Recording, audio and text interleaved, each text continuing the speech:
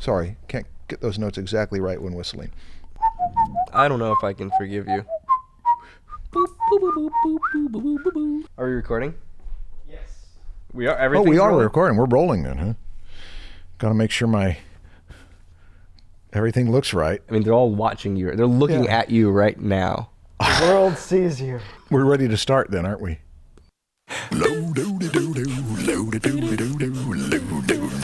It's the Draftsmen Show. Yeah. I'm Marshall Vandriff. This is the Draftsmen podcast, which I share with... Stan PROKO. And we are... Continue. Yeah, you're supposed to, when I give you the ball, you're supposed to run with it, not say, ooh, but I was what is passing this it ball back. you gave me? I said my name, and then Yeah, but I pass it right back to you. Oh, yeah, okay, well then I got it.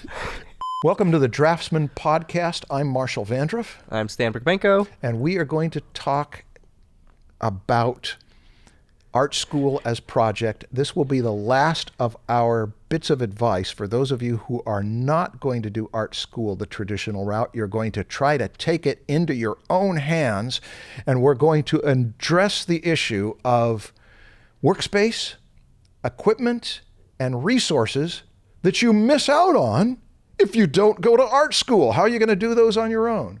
What if Yeah, you what if you don't decide, go? I'm not going to go there? Yeah, Forget screw that place. that expensive Cintiq tablet and that free air conditioning. Yeah. Who needs that stuff? Yeah. I'm going to stay at my parents' house. What do? Well, you stay at your parents' Yeah, house. there you go. set up Some your of that is bedroom. solved Yeah, by yeah, staying at your parents' house. Air conditioning. I got started at my parents' house. Me too. You did too. I did. Many a person has. True. Okay, well, Garages are a big thing, right? garages are where great inventions have happened. Yeah. Garages are where careers have begun. Garages are where long hours wasted discussing politics have happened. Yeah. We're here to talk about workspace and equipment and resources. Yeah. How much equipment do you really need to succeed as an artist? It depends on what kind of artist you want to be. Mm-hmm. But not much. Mm-hmm. A pencil, at least. A pencil and a paper and an eraser are a good way to start. Good start. It's probably the minimum, the absolute minimum, right? But if you Can you start with a rock? You could, but let's just say we're going to start with a mechanical pencil, paper, and an eraser. Do you know that could keep you busy solidly for a year? Most of my classes, a year. most of my classes in the colleges, when I have the materials list, which is required, so everybody knows what materials are, it is something to draw with, something to draw on, and something to erase with.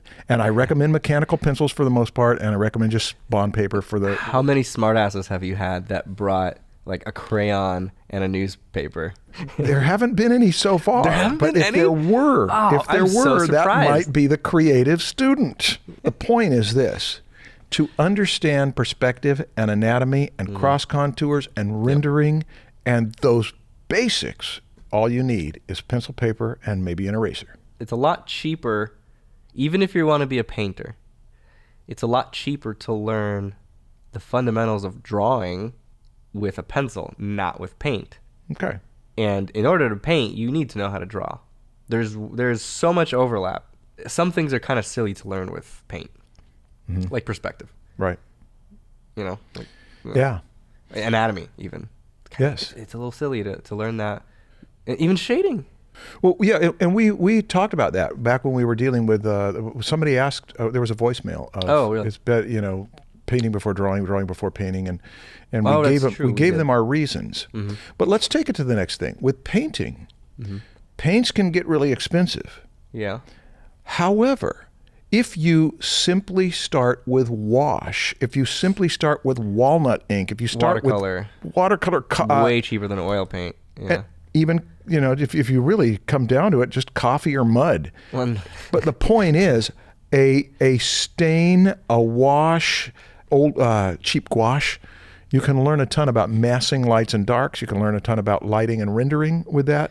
Yeah, and you can practice being comfortable with a brush and putting it on canvas with just a burnt umber That's pick out right. type of thing, Which or is- burnt umber and white, both very cheap colors. Right, and very permanent. The yes, burnt umbers and burnt siennas and Yeah, They're great you colors. don't need to pay $30 a tube for those things. Yeah. And But then when you start to do big oil paints, and you're going to use the cobalt blues and the Series Yeah. 5s and those kind of things, that's where it starts to get expensive, and so it starts to run into the hundreds of dollars. Okay, so what have we solved? How much equipment do you need? I guess if we're going to make this practical, this is I think all... what we're saying is if you're just starting, don't assume you need to be using all the same stuff you see the professionals using. If you see race car drivers racing with, $500,000 cars with these engines that are the best in the world, that doesn't mean they learned to drive in that car. Right. You learn to drive your parents' car. Yeah. And see if you can get away from the cops. Civic, Yeah. a 30-year-old Civic Yeah. that barely runs, but it does. Okay, I'm going to take this to the extreme for us. Yeah. If we went from drawing to painting, and I'm going to go into one other discipline that makes the... Well, again, Steve Martin, stand in front of a group of people and try to entertain them, and that doesn't cost anything except for whatever you're going to wear. The basic skills of a person who's going to be a champion storyteller, even if they're going to be a filmmaker that does $100 million films, the basic skills can be learned with nothing but pencil and paper in 1 year, and that all of the work is really done in training the mind to understand what makes a compelling story. So it does not take money to get training, basic fundamental training, to speak of. Yeah. And there is that stereotype of beginner students focused on the supplies and not on the skills. Yeah. The most common question, and it's like people put this on their shirts, is like, what kind of pencil do you use? Yeah. And like, what color did you just mix? You go to a workshop, and that's the first question I was going to ask. Yeah. And so, stop it. Well, we should throw in a caveat here. Teaching watercolor for a number of years, Winsor Newton's watercolors and Daniel Smith's watercolors, they're really good watercolors. Yeah. But here's what I want to mention about. I'm going to go back to the point we're making. They can be expensive watercolors, but there's these... Unfortunately, Winsor Newton has a line of student-grade watercolors called Cotman's, which was wrong because Cotman was a great watercolorist, and they used his name to name the cheap watercolors. Okay. But those Cotman watercolors don't have nearly as much pigment. There's not even nearly as good as the big ones. But I had a student, Marlowe, who he could take the Cotman watercolors and he could do little comp studies that were so gorgeous because of his decisions. And that's where the training happens. I remember an audio engineer who was a teacher saying, the equipment is very important, but a good audio engineer can make it sound good with 2 tin cans and string. Yeah. Because it's your choices that make the difference. And I got a lot to say about that topic. Like, there are some dangers in practicing too much with cheap things, but I want to do a separate episode on that. So right. Look forward to that. Yeah, I'm eager. In fact, My dad is I haven't even really, Igor. I haven't been drinking much of this coffee, and I'm feeling kind of rocketed in just in the energy that's going through my system. Looking forward to it. Now, let's shift gears here. Yeah. Because this thing about drawing with a pencil and paper and painting with cheap paints and learning how to tell a story, what about when you are going to do digital art, which takes equipment that is expensive? What do you do with that? Digital art? Yeah. So you're saying like you need a Cintiq to... I'm poor. Everybody's working in the digital realm to do all of this digital art. Yeah. That's how I'm going to be employed. How can you afford I these afford tablets that? and What stuff? do I do? Yeah. Again, you don't need to start with the really expensive stuff. You don't need that 32-inch Cintiq. You can get their $50 tablet, and it's good enough. Is it really? It is. The $50 tablet is good enough? Yeah. Now it is. Now it is. It didn't used to be about 10 years ago. Because now the ago. $50 tablet is better than the good tablet, or probably equal to, with Okay. less bugs, I didn't know. to the one 15 years ago. Okay. Scott Flanders still has just his little Intuos. 4? I don't know which Intuos it is, but it's not a display screen. Yeah. It's a tablet where you draw on the side and then you look at a separate monitor, right? That's one of the Yeah. big leaps that happened in digital art, is that it went from tablet to display monitor where you can Right. draw right on it. But you don't need it Scott Flanders, professional digital artist at home, still uses a tablet, and it's an Intuos from the one he's had for a decade. I know. I still have my old Intuos 4, and I felt embarrassed about it. And Vance Kovacs was doing a demo for students, and this was stuff that he's working on for big budget films, and he was working with an Intuos 3, and it didn't bother him at all. It's like, oh yeah, I didn't even know that's what it was. I was using an Intuos 2 when I started PROKO. This was like 6-7 years ago. So this is becoming Intuos competitive. 2. Now we're going to say, I know a great artist who's using an Intuos 1. No, I didn't even have a tablet. I had a mouse. Now we're going to go back to, and I know someone who did great art by using. My mouse wasn't even plugged in. I had a broken mouse, and I sold it to an art museum, and it's modern art display. But no, seriously, I looked it up on Amazon. For $65, you could get a Wacom Intuos, and it comes with 3 programs. Which are? I don't remember, but I know they have Manga Studio, or it's called Clip Studio. Yeah. The Painter, and then one other one I don't remember. And their licenses for like 2 years.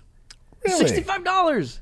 That's great. It really isn't that expensive. If you think about it, $65 is the same as buying like 3 sketchbooks nowadays. Okay, yeah. If you think, 3 sketchbooks or software and a tablet, you immediately think, that's going to be way more expensive than 3 sketchbooks.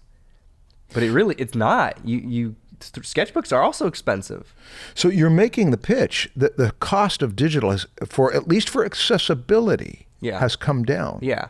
There's also the thing where, but you still need a computer. Yeah. That's expensive. Well, you want me to tell my story? Hold on. I'm trying to... Oh, yeah. I'm on a path. Go ahead. Go on your path. You don't need a computer. You just went to the end of the story. Okay. I was kind of hoping I could give some build-up. There is no plot here. Okay. There's a question and an answer. There's no development. Okay. No characters. You don't need a computer. What do you need? What do you need?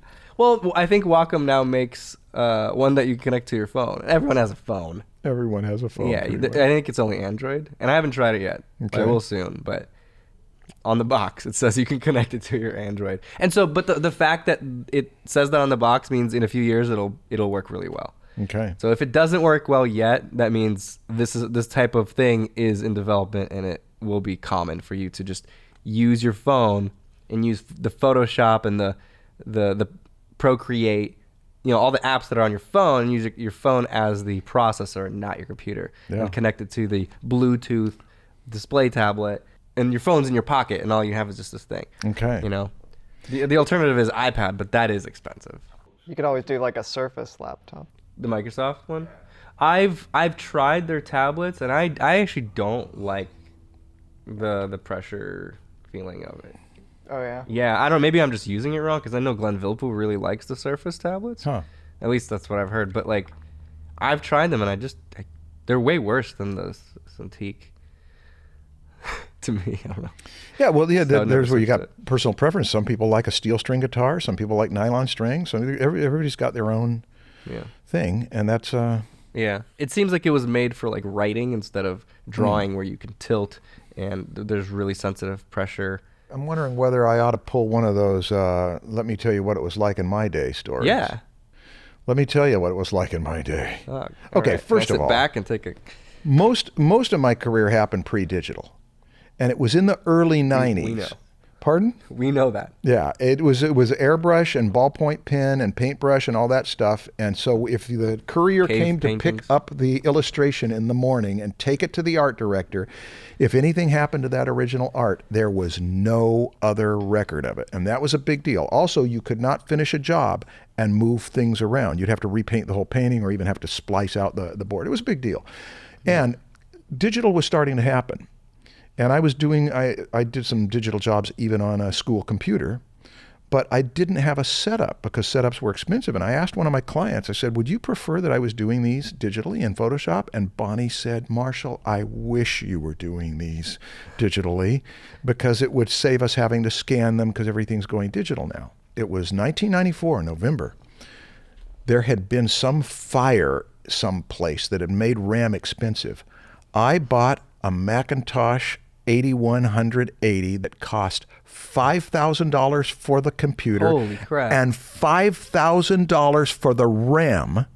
Oh, extra 5,000? Yes, 128 megabytes of RAM. Nobody Yes. had that. These were when computers had 2, 4, and 8 megabytes, and if you were really rich, you had 32. And so it cost $5,000 for 128 megabytes of RAM.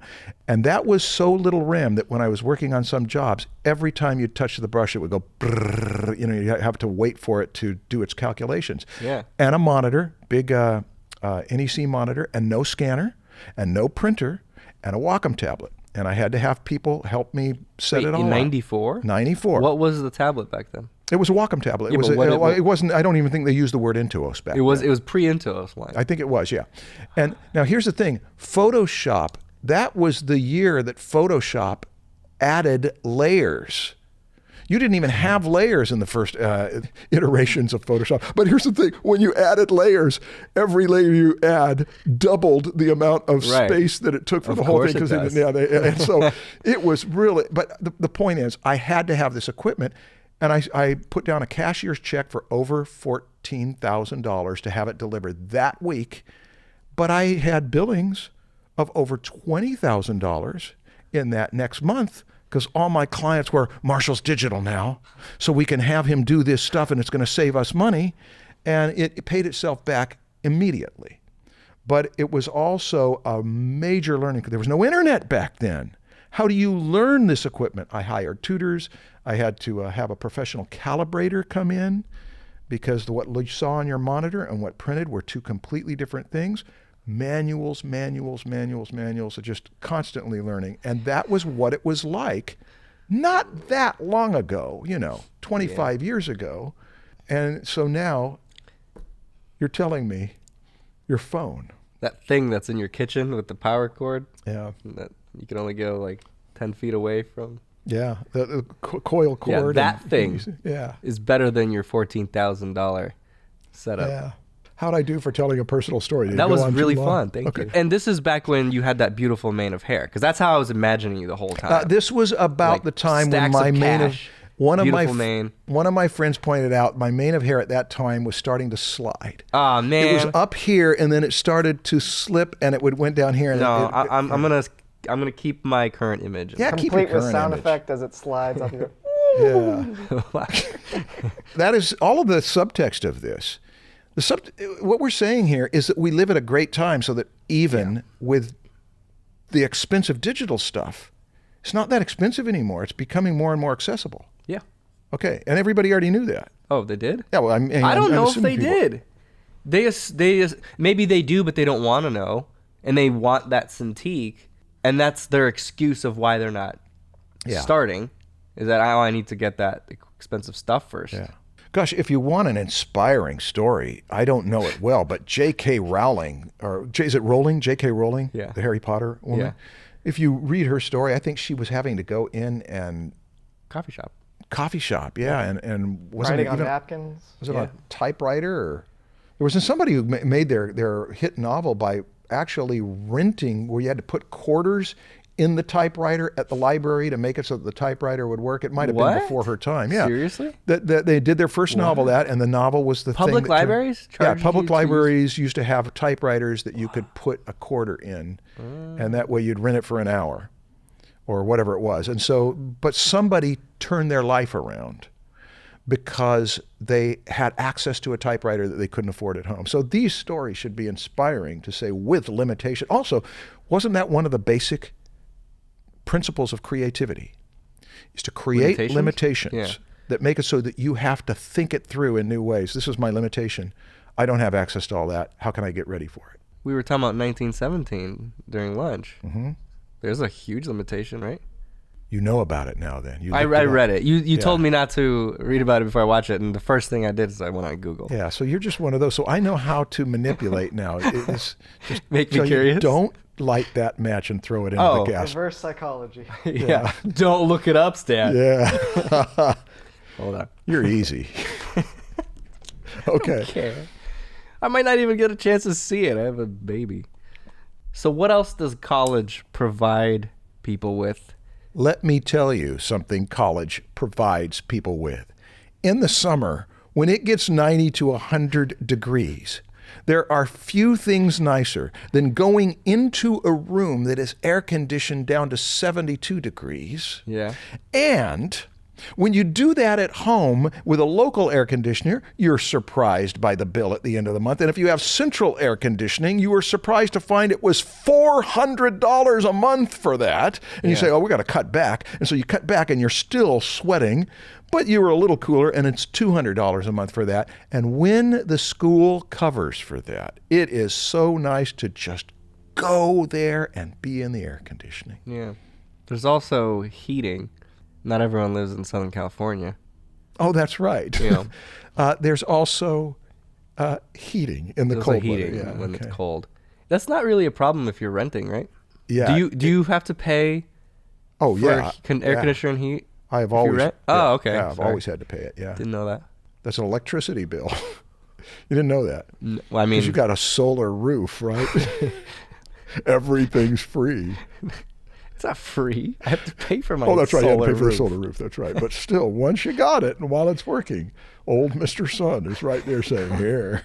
Because I live in Southern California. Yeah. And I got that sun beating down. Oh, well, hey.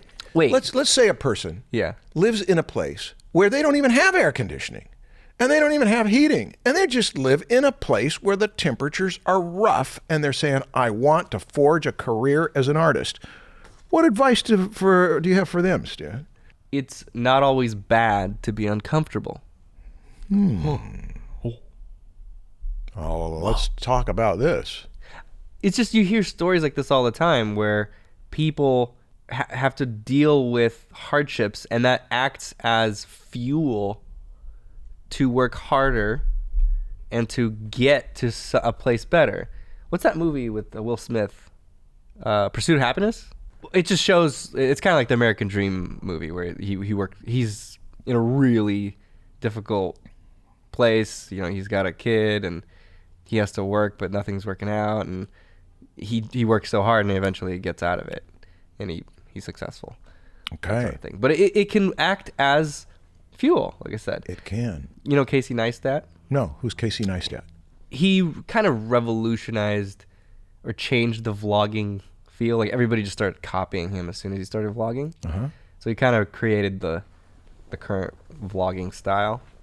But in one of his vlogs, he was talking about his history, how when he was probably late teens, I think it was high school even, he had a kid, and he was living with his girlfriend, and he was working as a dishwasher at a seafood restaurant, and he hated it, and he was a kid.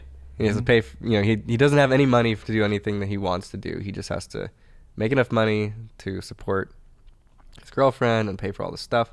But he says that every single time he was at this restaurant washing dishes, he would be thinking and planning how he is going to get out of this. Just to escape prison. Yeah.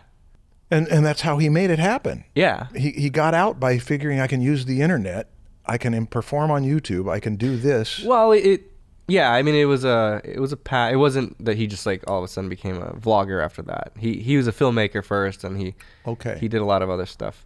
Not all this. He's a filmmaker first. I just think that, being too comfortable can just make you lazy. It's true. And he's like, well, why? What am I working for? I like where I'm at. I'm just gonna keep going with this. There are advantages to comfort, and there are disadvantages to it.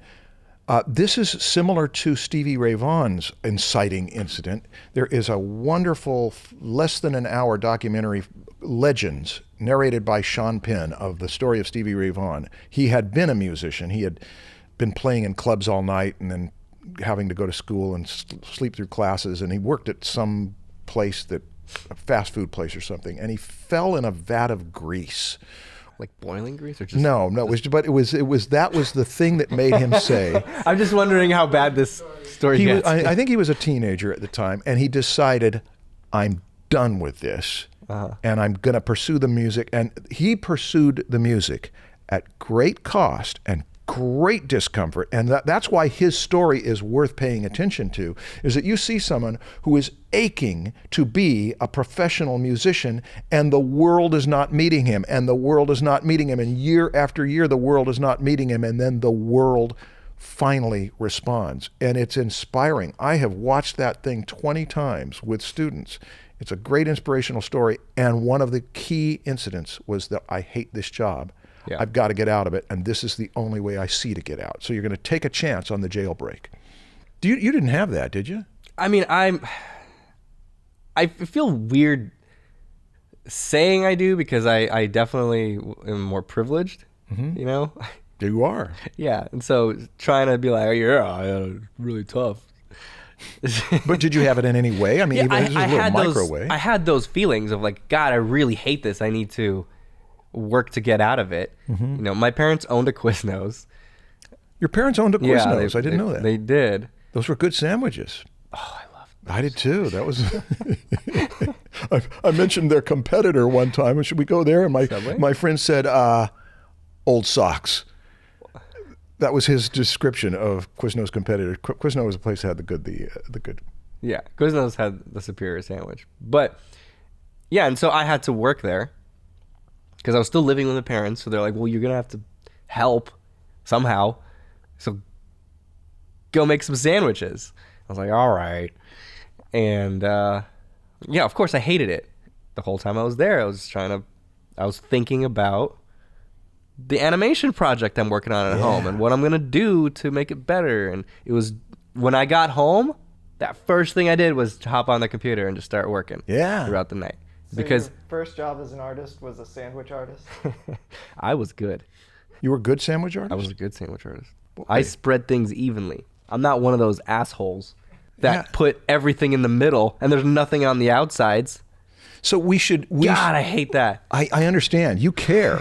I care about my sandwiches. Subvert the whole PROKO empire so that you'll go back to sandwich making and reconnect with your roots and give us good sandwiches. Oh, you can train Cooper. Yeah, he's going to have to make me some sandwiches.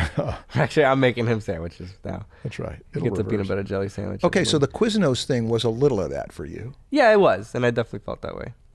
And it wasn't that bad. I wasn't like falling in a tub of grease. But it was something I didn't like. Yeah. So I think just the point is some discomfort is good at that prime time in your life when you need motivation to become something. The drive towards comfort is good. If you get comfort too early, you become used to it and you don't develop the habits to work hard. Yeah. If then later on in your life you achieve comfort, you already know what it's like to have to work hard, and you got those habits, and you probably keep. Bill Gates still works really hard.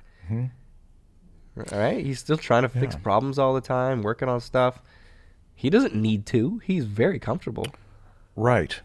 It's because he worked really hard when he was young to make something happen, and that became him. Yeah, we've spoken about that, about creating things, making things more difficult than they need to be in the early stages in order to get the initial strength that keeps you going. And this is a way of it's not creating these troubles. It's that I've got these difficulties. Why not put them to my advantage and learn to fight against them? Yeah, you don't try to make yourself more uncomfortable. Yeah. Just try to realize that this can be fuel. Use it as fuel. Yeah. Michelangelo, Da Vinci, and Donatello were legends because they created masterpieces out of basic tools. They forever shaped the world with their art, but they were always missing one tool that today's modern man enjoys, and that tool is Harry's razor. Crafted to sculpt the hair on your face or remove it entirely, Harry's razors are, dare I say, transformative. German engineering went into designing their razors that offer artists and non-artists alike unrivaled precision when removing hair. I'm even a fan of the handles that hold these blades, as they're colorful, vibrant, and artistic in their very nature. And unlike those poor, scruffy, bearded art masters that never got the opportunity or joy to shave with a Harry's razor, you do. Listeners to this podcast can get a free Harry's trial set when they go to harrys.com/draftsman. With it, you get the weighted ergonomic handle with a firm grip, 5-blade razor with a lubricating strip and trimmer blade, rich lathering shave gel with aloe to keep your skin hydrated, and a travel blade cover to keep your razor dry and easy to grab on the go. Go to harrys.com/draftsman to start shaving better today.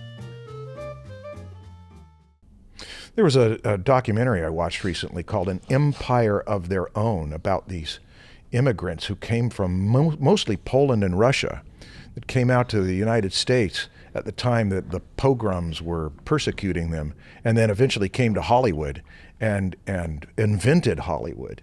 And one of the commentators said that these were tough people. They were people who came from really deprived circumstances, who when they came out here had this work ethic and this motivation to make things better. Mm-hmm. Okay, now you're saying that means you get used to working in the sweaty environment or in the chilly environment. You get used to working with the bad materials. You get used to working with deprivation of some sort. You still rise to the occasion. You rise stronger. Yeah, than the don't people let who it never had defeat you if you don't have all this stuff. Figure it out. I mean, Okay. your Tajikistan. What's that guy's name again? Jama from Jama, Tajikistan yeah. he That's is an inspiration. icon of that. Yeah. He came from Tajikistan and he rose above everybody else. There were still some really great students in that bunch. Here's something about this difficult circumstances. The fact is, in fact, there is a course I'm listening to right now on leadership with, I think it's Michael Roberto, and he talks about research that shows that people think, well, limitations of time can make you more creative. And limitations of difficulty can make you more creative. And some research has shown a lot of those limitations make you less creative because you go into panic mode and you don't consider all of your options. There comes a point where some deprivation works against you. What are some of the ones that you see? Are there any that you see that, hey, yeah, this is something you kind of do need? Well, there's the Workspace. You know, the college does provide you with a place to do things. And you almost have to have a place. And you don't have to have a place, do. but you almost do. That one I feel like is, to me, it's really important to have my space where I can go and focus on things, where I'm not distracted. Because I've always had that. That's one thing that, living in my parents' house, I was provided because of that. Now, if I'm working at the office and there's too much going on, or I just need to step out, I'll go to Starbucks if I want to just get out and have my own space and just use their Wi-Fi, work on a script. But that becomes your office. It's your office. Yeah. That's even been a trend, isn't it? You know, the portable office. And Yeah. And there's co-working spaces that are pretty cheap. yeah. Let me mention one of my students from the community college, Donald Kirby, who never had a car and who took the bus everywhere he went. He even took the bus long distances to meet us for field trips. And because he took the bus, he had his sketchbook with him, and he drew and drew and drew. He also became a good observer of people. That was an example of somebody who was using the limitation to his advantage. How many people go out and look at other people on the bus Right. and do sketches of them so that you go with that cafe to character kind of... It's like James Gurney. He documents it all on his YouTube channel. Right? He goes out and draws people and talks to them. Yeah. The portable studio. Yeah. The fact that I don't need to have a studio at home so much. I'm going to make my sketchbook my studio. I'm Yeah. going to make the coffee shop, the bus, Yeah. wherever is convenient. And often after he draws someone, he'll walk up to them and be like, "Look, I drew you." Yeah, he'll get What are them. you going to do about And then it? No, he starts having a conversation with them, and then Yeah. it means more than just the drawing. I think sometimes they like sign it. Yeah. I don't know. I might have made that up. Let me mention my situation at the house that my dad built. When I was 6 years old, my dad built a house that he'd spent 3 years on, and it was just the most wonderful house. It was. I was raised in a privileged environment. 4,000 square foot house. Upstairs was studios, recording studio, art studio, all that kind of stuff. But Nice. we built those as we wanted them. Hey, wouldn't it be nice to have a place we could record or that we could draw on? My friends can come over. But one of the disadvantages of being raised in Jean and Eleanor's home is that my mom was sociable. And we had people over all day and all night. You could come over there at 2 a.m. and there's going to be social stuff going on because there's 4 boys in this house. And I got to where when I wanted to be an artist, I did not want to be constantly around people. That was what really led to, we start work at 10 o'clock at night with my community college friends who come over, and we stay up till 6, 7, 8 in the morning working in that studio through the night. And that became our little enclave. But I found that when I was in such a social hub that I started to dislike being around a lot of people. It kind of made me, it made me unsociable. I got branded in my family as the unsociable guy. And to this day, I just kind of like to have a place that I go and huddle alone and then go out into the foray and back and forth. But the privacy thing was a big several-year ordeal with me that was solved by, I did have space, but it's like, where will you ever escape into privacy in that space when everybody's all over the place? It would happen late at night. Wow. Was it like a nightclub? It was a social club. One time we had over 150 people there at that house. My mom used to do big parties. Pardon? What was the event?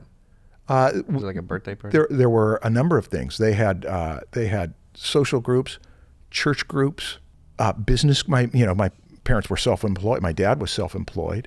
So yeah, everything was going on there. And it was exciting. It was exciting when I was younger. It was not exciting when I was trying to be an artist, and there was never any privacy around that place. How big was this house? 4,000 square feet. Okay. And it was a well, I don't want to get into the house, but the house was great. I mean, Okay. The mythology of that house. People who know me and knew me back at that house and knew my parents, we all have stories about how much went on around there. It was just a major hub. How many bedrooms? 5 bedrooms, I guess. Whoa. How many bathrooms? How many kitchens? 3-car garage? 4 bathrooms. 3-car garage? No, it was 2-car garage. 2-car garage. Yeah. Poor people. You want to ask me whether it had a shake shingle roof or a tile roof? I don't know. Okay. Display the blueprints. I loved that house so much that I figured I want to make enough money to rebuild this house. And I asked my dad. You loved it so much you wanted to destroy it and rebuild No, I mean, I wanted to build my own version of it. You wanted to It was, build another one. By the time I moved out of there, it was a 20-some-year-old house, and it was Okay. I want to build my own because it was such a perfect design. I asked my dad, do you have the plans for that? No, I threw those away a long time ago. You gotta be kidding me, Dad. This was your final masterpiece of a house, and you threw, Can you draw the plans? Why was it so great? Well, in my because he consolidated every square foot of that place. Underneath the stairway, you figure there's space under there. He turned it into a cubby hole that was carpeted so that when we were kids, we could camp out in there. It's sort of like that's pretty standard now. It is pretty standard now, but he was innovating he would deliberate for a year or 3 to figure, how can I make use of every square foot of this place? And it was really thought through. And in my midlife crisis, part of my midlife crisis, I was up all night for a couple nights. And one night when I could not sleep, I stayed up all night and went through every square foot of that house in my imagination, figuring on the other side of this wall was that. And I realized I knew the house inside and out because of having lived there for 20 years and also having kind of, grieved the loss of it and kind of going back to it. This reminds me that I come from that place. But this has nothing to do with Draftsmen unless we start to try to fit it to We blueprints. love you so much. Thank you. We want to know more about you. Okay. Yeah, that was a fun story. We Thank love you, you. Marshall. # we love Marshall. Oh, come on. Post your favorite Marshall screenshot from the Draftsman podcast. You We know love when you Marshall. scrub through video? Yeah, that's that exactly. You get all these really Weird bizarre faces. looking faces. Yeah, favorite screenshot of Yeah. Marshall. # we love Marshall. I see my face paused on everyone's computer all the time, and I'm like, oh God, what? Do you collect favorites? No, we don't actually take a screenshot of it. It's just that they, they're editing a video. It's me, of course. Well, So it's you have like, no let's idea have some how many fun with times Stan's we've face. landed on a bizarre shot and we screenshot it so we can use it for a thumbnail. Yeah. Oh, yeah. I don't know whether we want to turn this into a trend. Anyway, where are we? There's also that home away from home. Yeah. Being able to separate work from family or from your social life. Yeah. I mean, so I worked from home for a very large part of my short life. Mm-hmm.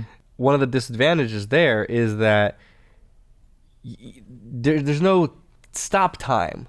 Yeah. Your desk is there, and then your bed is right next to it. And so you could just live for a long time going from your bed to your desk, and it's all just a mix. And you could end up just working all the time because your work is in the same room. That could be good, but it's also pretty bad. So it's good to have family time, and it's good to be able to switch between those two modes in your head. Yeah. I was forced to separate it when I got, or a little bit after I got married. But you know, we were working from our house. I remember. Melissa and I, and you know, Sean and John, and some others were coming over to our house, and we were all working at the house. I came there a number of times when we. Oh yeah, you recorded that's right, in yeah. our bedroom. That's right. God. Eventually, Melissa's like, well, you know, we're gonna have kids soon. I was like, oh yeah, Yeah. okay. Sometimes spouses don't want all that to happen. Yeah, there'd be times when it's like it's 9 o'clock at night, and Melissa was like, you know, I'm getting tired. I want to put my pajamas on. Mm-hmm. Yeah. I can't. I feel uncomfortable in my own house. So I had to separate that and get an office. And now it's really nice to be able to just stop at a certain time and go home and forget and just focus on family. That can be a set of opposites to look at for what's important to you, because my dad always worked at home, and I didn't mind that. In fact, I picked it up. My older brother and I both, I have always worked at home, and I've never wanted to separate the two, except, you know, you got to have a separate studio. And two of his sons didn't do that, and my son, I asked him, did it bother you that, you know, he'd wake up any time in the night, 2, 3 in the morning? I was always in my studio work. I said, everybody said, actually, I kind of liked it. There's something, you're sleeping, and you know that there's the grown-up who's up and looking over the fort and taking care of everything. But he also said, I do not want a job where I do it at home. And he became really big on, I want to separate, I'm at work, and then I'm home, and they're two separate things. So you were working at night while he's sleeping. Yeah. When he woke up, and in the morning and afternoon, what were you doing? I was sleeping. I was, yeah. When were you with him? Pardon? When were you with him? I was with him every night. I mean, all through his early childhood, I was the guy who put him to bed. Oh, okay. Which was a great ritual. You know, it's I was the up late guy, home away from home. Oh, here was the point I wanted to make.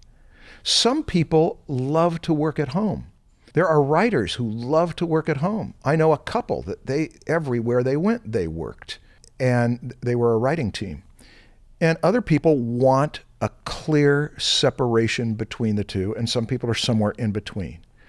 But there is something about the ritual, about that if my work is out there in the guest house, and I got to go from the house where the house things happen, and I would walk across that area over to that guest house, I've done the ritual where I'm walking to work. You did it with walking to work. Yeah. Something that separates the two is a nice thing to have. School can provide that. You have your dormitory, but then you also can go and you can work somewhere else. But you don't need school. You can go to the library. If you're living with a bunch of roommates and you can't focus in your apartment because it's always noisy, my point is go find a place where you can work, where you could separate that social thing from the work, where you can draw. And it can be a coffee shop, a co-working space, a library, whatever. Okay, this brings up an element of healthy community. Healthy community has boundaries. I remember a couple of colleagues that I really admired, and watching how they would have conversations. They'd be really working in the same office, sometimes 3 of them in one office. And then one of them said, okay, conversation's over, I'm going to zone out. He put on his headphones, he'd go, and you knew not to bother him while he's going to be concentrating on this thing he's doing. But here's what I started to get from them. They were really respectful of that. I want private time now. Don't bother me. This is going to be my lair time. And everybody has that option, so that you do not break someone's concentration, and that's something worth discussing with your peers. How do we do the zone out? You go into the museum a number of times in these last few weeks. The rule is there's no rule except that you are free to say, I want to separate from the group and go concentrate. Or if you say, oh, gosh, I want to show you some things, asking whether that's okay.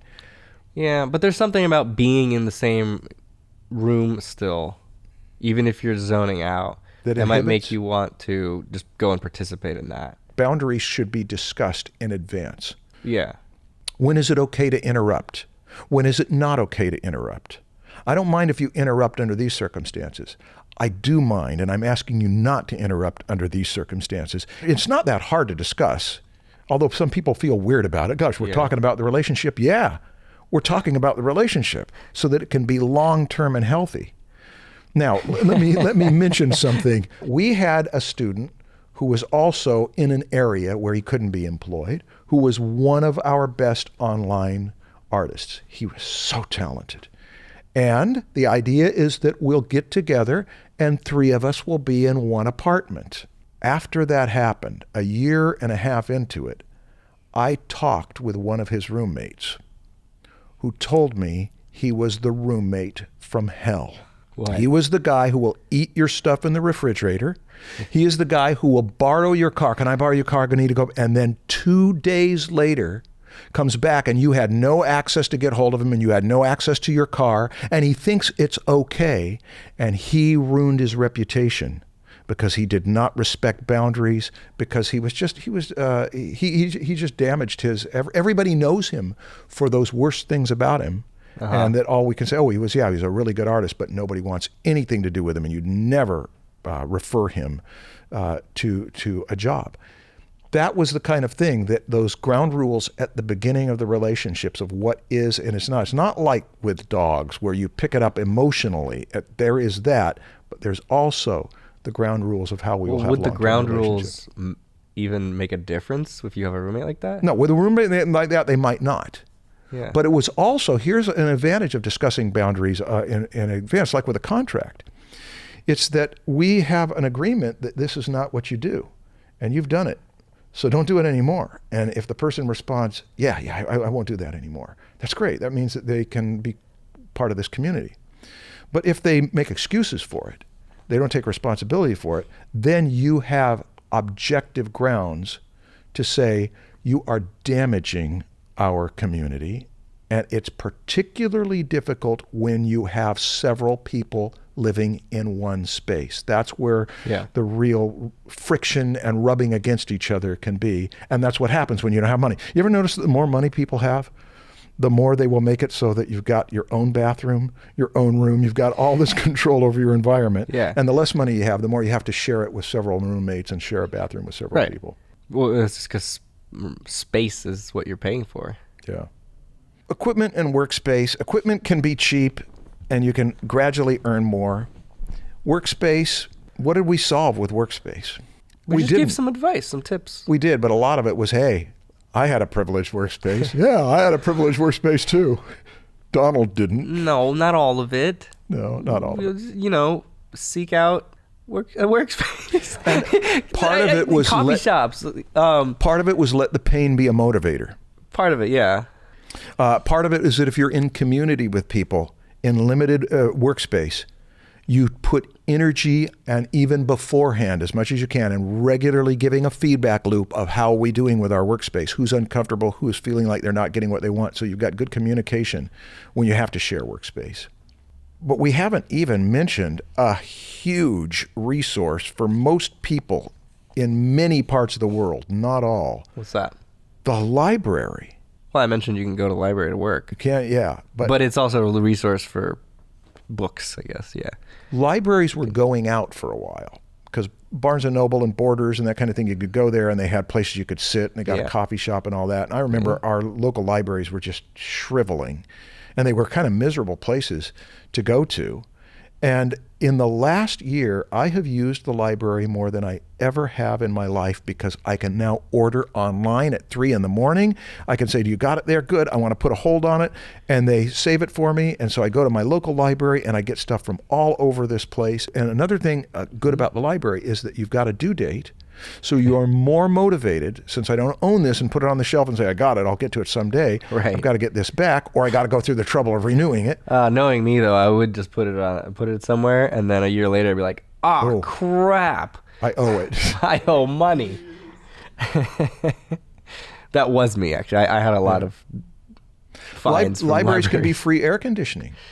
Okay. Libraries can be free heating. That's right. Marshall. Libraries often have little cubicles that you can use. So yeah, the library is just wonderful. Computers with internet. J.K. Rowling.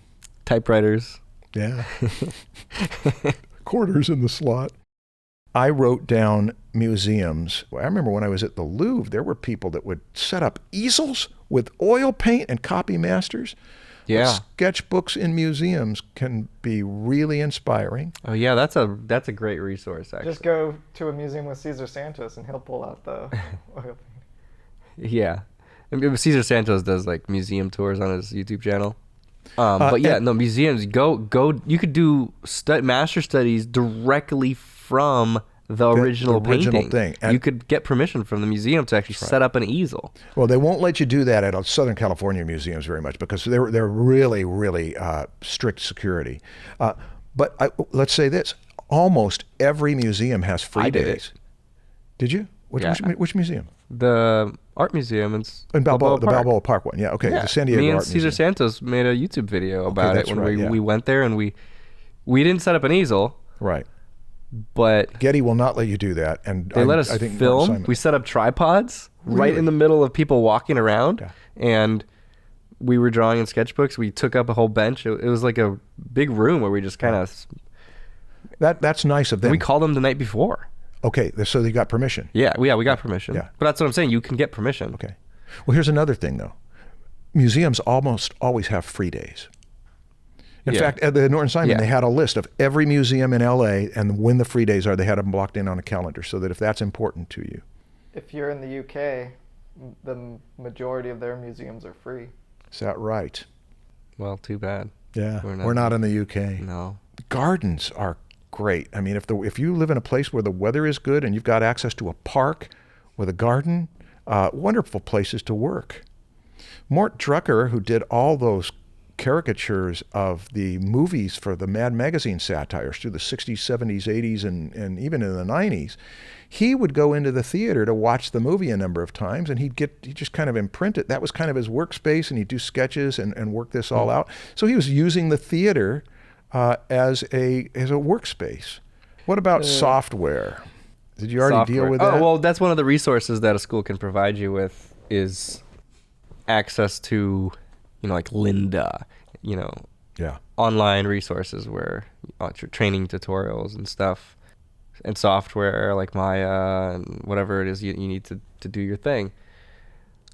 Yeah, wait, I don't know if I have a solution for that one. I have a solution that's sort of related to it, maybe. Piracy? Oh, yeah, you're right. Piracy, and there are a lot of free things. There is no rule that you cannot spend the $90 and 4 of my friends are going to watch. It's probably in the terms of service. That you can't show it to your friends in your living room? In your living room, yeah, sure, you can. You can't do it for profit. You can't do it for broadcast or whatever. But you can't like share your account login information, that sort of thing. Right. But we're talking about trying to bring all these things together. I mean, if you learn from me for the $12 perspective course, the reason I made it $12 is so that you could afford it. That was one semester's teaching crammed into a $12 course. But don't share it around, but share it with your friends if you say, I want to learn perspective, and it's easier to learn perspective with 2 or 3 of us watching these, and then discussing it, and then getting creative. Here's where it really turns into community. We're going to make up our own assignments, and you make up your own assignments. And when you do each one of those maxims that Steve Martin gives about your career, and then you stop it, and then you discuss it among yourself, there you are using the minimal amount of money or sharing the money that we will take every course on the internet that we want and pool our funds together to do it. And it isn't just that you get it cheap. You get another thing that's even more valuable than a person who buys these things and never watches them because they've got such an active social life elsewhere. You are pooling the money together, and you are creating your community of shared language. All right, Marshall, thank you for another wonderful episode. Thank you for You're welcome. co-hosting this Draftsmen podcast. Thank you for half of the wonderful. Yeah. Cool, guys. That was equipment, resources, and workspace. Yep.